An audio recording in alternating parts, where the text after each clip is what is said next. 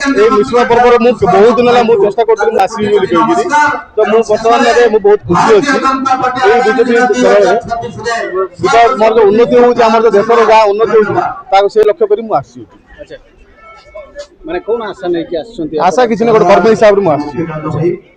ମାନେ ଭାବୁଛନ୍ତି ଏଠି ଆପଣଙ୍କୁ ସୁଯୋଗ ଦିଆଯିବ? ଆପଣ ନାଇଁ ସେମିତି କିଛି ମୋର କିଛି ଲକ୍ଷ୍ୟ ନାହିଁ, ମୁଁ ଜଷ୍ଟ ଖାଲି ମୁଁ କର୍ମୀ ହିସାବରେ ରହିବି, କର୍ମ କରିବି।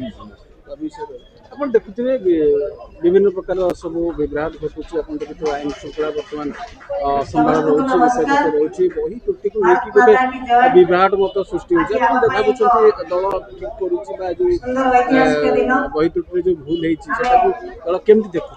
ନା ନା ଏସବୁ ଜିନିଷ ଯୋଉ ବିରୋଧୀ ଦଳ ଏସବୁ ଦଳରେ ଏଗୁଡା ସବୁ ଜିନିଷ ଯୋଉଗୁଡାକ ହଉଛି ଜିନିଷ କରାହଉଛି, କିନ୍ତୁ ଆମର ଯୋଉ ବିଜେପି ସରକାର ଯାହା ବି ନିଷ୍ପତ୍ତି ନେଇଛନ୍ତି, ଯେମିତି ବ୍ରହ୍ମପୁରରେ ଯେମିତି ଏନକାଉଣ୍ଟର ଷ୍ଟାର୍ଟ ହେଇଛି, ଯାହା ବି ପୁରୀରେ ହେଇଛି, ସବୁ ଯାକ ନିଷ୍ପତ୍ତି ନେଉଛନ୍ତି ଗୁଡାକ, ତ ସେ କାମ ଚାଲିଛି। ବହିରେ ଭୁଲ ହେଇନି କିଛି? ନା କିଛି ଭୁଲ ବହିରେ ଜର୍ଜର ହେଇକି ନା ନା ସେମିତି କିଛି ଭୁଲ ହେଇନି।